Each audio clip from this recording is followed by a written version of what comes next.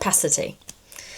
Been talking about capacity recently because I think we all struggle for it. You know, there's the capacity in terms of the hours in our day, there's the capacity of our brain, and then there's also the capacity of the energy. And I think all of us are struggling for capacity. And this came to me this morning. I was doing some work, and my storage on Google, it said you're at capacity, you need to increase the storage.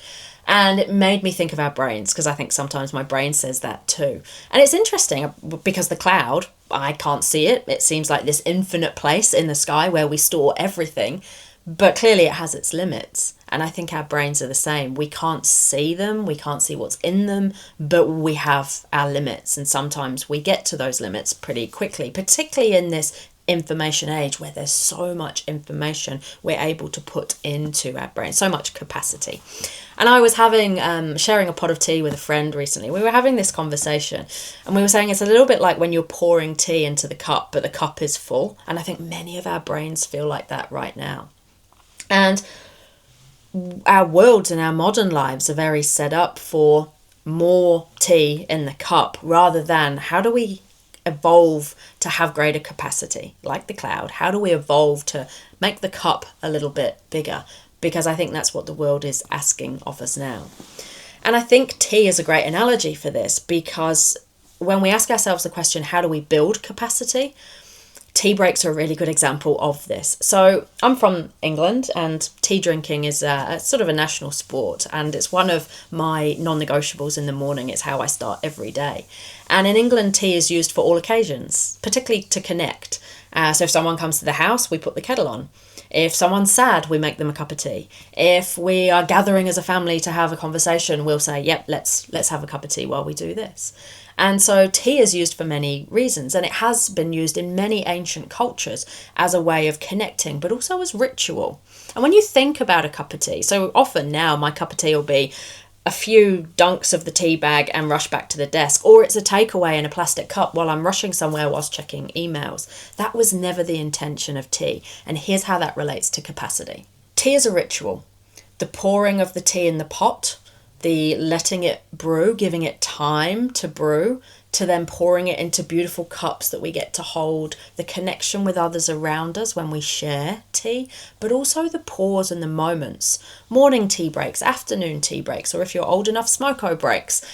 They were all designed for us to pause. So the ritual around tea is pause. Pause for a moment.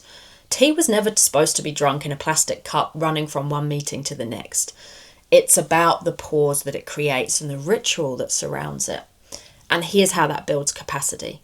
I remember when, back in the day of computers, when you had too many tabs open, the computer would just freeze and shut down.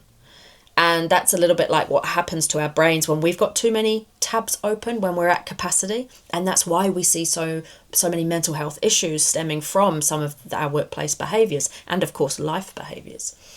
And so these breaks and these pauses, what they do is they help us close some tabs in our brain. They help us renew capacity. They help us renew our energy, because we only have a finite capacity to give throughout the day. And some things, like the apps in the background of our devices, some apps and some activities will take more capacity from us than others, but we all run on a limited capacity. And that changes, of course, day to day, depending on things like how much sleep we've had, who we're hanging around with, what kind of job we're doing, the events that are happening in our lives. So capacity changes, but we need breaks to renew that capacity. And capacity should be infinite, like the cloud. And yet sometimes our minds feel more like filing cabinets that are full of thoughts, of information, of paper. So the way to build capacity is those breaks. The next time you pause and have a tea break, make sure it is a break. So I love sitting with a cup of tea looking out of the window, and I do nothing else. I only do it for 10 minutes, but it renews the capacity in my brain for me to perform cognitively at my peak, so that ideas come quicker, decisions are easier to make, problems are easier to solve. I make less mistakes so I don't waste time going back and redoing things. This is what happens when our cognitive capability and capacity is at its best. But we only do that from stepping back, from not overwhelming it, from closing down some tabs, from pausing, from having a break. So go make yourself a cup of tea, have a break, and build your capacity.